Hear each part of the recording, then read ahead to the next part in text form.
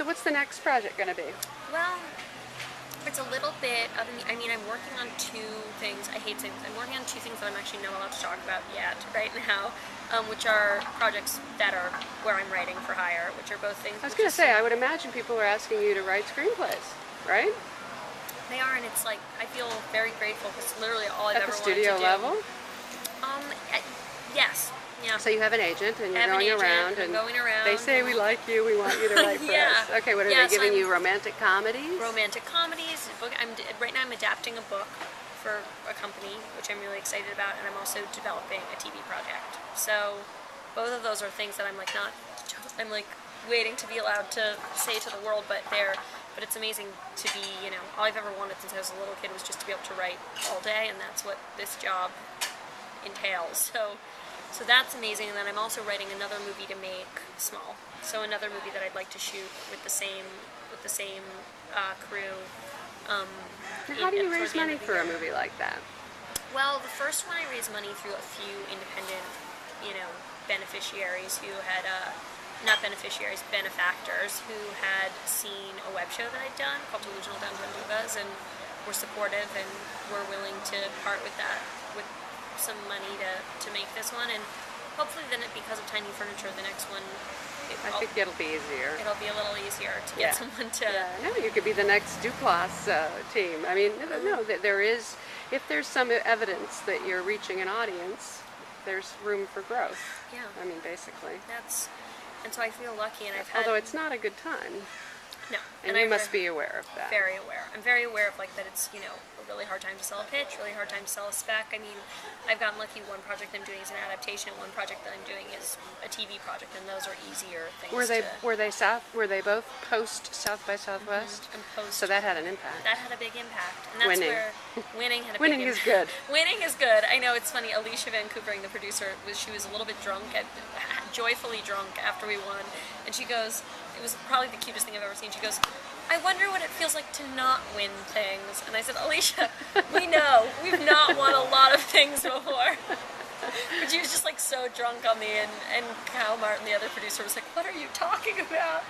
But are you going to put yourself in the one that you're writing, the small one? The small one, yeah, I am, and it's kind of an ensemble. This is a character we want to see more of. I'm glad to hear you say it. I'm really glad that you think so. I mean, I think she's got room to develop and grow and change. And you're right, she is a character because there's really only one that I can do. And so yes, the world will be seeing more of her. And then it's also more of an ensemble movie for a number of young female actresses. So it's sort of a little bit of a sex farce, if you will, and then that will also help sell it. I hope so. So some, I always know that boobs are a good asset, and other women's boobs. They don't have to be mine. And I think the biggest thing, the most amazing things that have come out of South by Southwest are the fact that the movie's getting seen. My biggest hope was also that it would be helpful. So many people worked on the movie in such an incredible, devoted way, and my hope was that it would be helpful to them in their careers, and it has been, and that's good to know, too. Well, that's also the Duplass boat has lifted many careers as well. It's been amazing because, both Alicia and Kyle are amazing producers and have other projects that are in the works. Lance Edmonds, my editor, is making a movie that just went through the director's lab at Sundance that Kyle's producing. You did too, right? And I just went through the How director's did that go? lab. I went through the screenwriter's lab with my friend Rai Russo-Young. I don't know if you've encountered her before. She's an amazing filmmaker. She made a movie called You Won't Miss Me that's coming out in November, and that's was at Sundance in 2009. And so it's taken a little while to reach theaters, but it's a really beautiful movie. And so we wrote this script together that she's directing, and we went to the labs with it, and it was amazing. It's Who are your mentors there? We had incredible meetings. We had meetings with John August, who's amazing, and John Gatens, who's also amazing. I follow both you and John on Twitter. I follow you as well. And they're both great. And then a meeting with Jessie Nelson, who's an incredible woman, and Doug McGrath, also amazing. And Emma was one of the. I told him it was the first movie where it was explained to me what film editing was.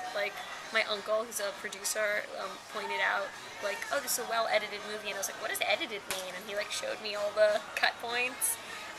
You should just know that the other point of identification for me were some of those scenes with you and your mother where you were like acting out, and I'm like, she's got that right. You know? So I've got a 20-year-old.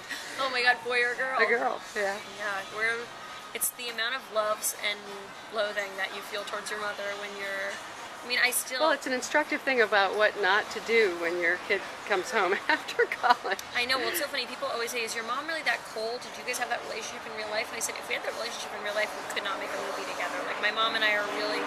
She kind of wowed me because even though she's not a professional actress, she really took. She really owned a character, and that was. She was very good. Blew my mind. And my little sister too. Both of them were like really being characters.